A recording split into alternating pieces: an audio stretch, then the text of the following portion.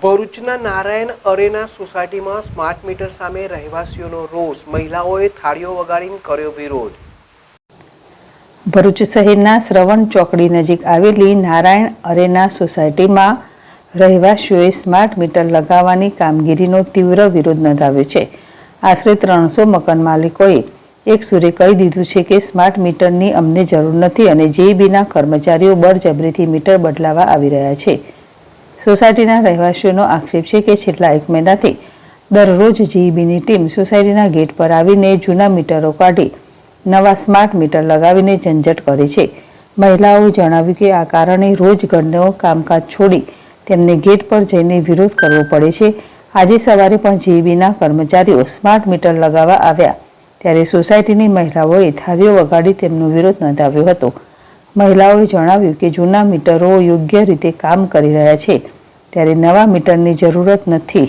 રહેવાસીઓએ માંગ કરી છે કે જેઈબી તેમના વિરુદ્ધ દબાણ કરવાનું બંધ કરે અને તેમની સહમતિ વિના મીટર બદલવાનું નહીં થાય તે બાબત નિશ્ચિત કરે। યાકુબ પટેલ, ZSTV, ભરૂચ।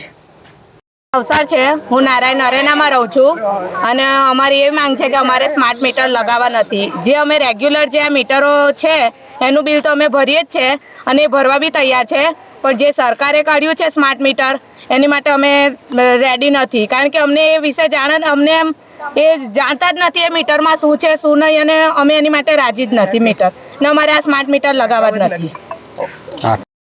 ખુશ્બુ ચિરાગ મોદી છે, અમે નારાયણ અરેનામાં રહીએ છીએ। જી વાળા અમને મહિનામાં 6 થી 7ની વાર આવીને હેરાન કરી ગયા છે।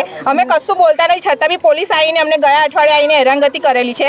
આજ બી સવારમાં 10 વાગે આવીને હેરાનગતિ કરીને ગયા છે। એમને ના કહીએ છીએ અમારે સ્માર્ટ મીટર નથી લગાવવું, સ્માર્ટ મીટર તમારું, છતાં બી હેરાનગતિ કરેલ છે અમને।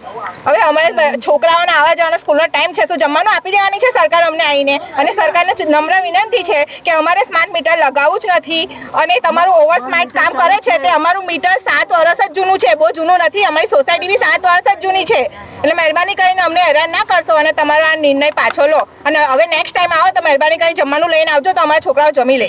અમારે જમવાનું બી બહારનું